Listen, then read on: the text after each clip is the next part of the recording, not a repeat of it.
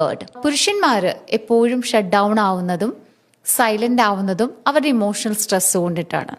അവരപ്പോൾ ആഗ്രഹിക്കുന്നത് ഒരു സ്പേസ് ആണ്. അവർക്ക് ഒന്ന് ചിന്തിക്കാനും സൈലൻ്റ് ആയിട്ടിരിക്കാനും ഒന്ന് സട്ടിലാവാനും അവർ ആഗ്രഹിക്കുന്ന ഒരു സ്പേസ്.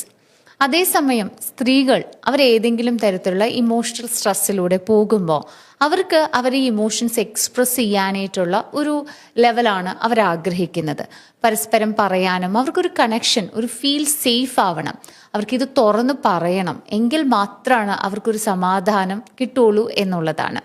അപ്പോൾ അവസാനം ഈ രണ്ട് രീതിയിൽ ഇത് മാച്ച് ചെയ്യാണ്ട് വരുമ്പോൾ എന്ത് പറ്റും?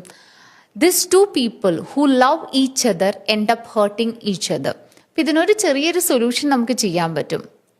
നിങ്ങളുടെ റിലേഷൻഷിപ്പിൽ നിങ്ങളാണ് ഒരുപാട് ഇമോഷണൽ സ്ട്രെസ്ഡ് ആകുമ്പോൾ സംസാരിക്കുന്നതെങ്കിൽ ജസ്റ്റ് പോസ്.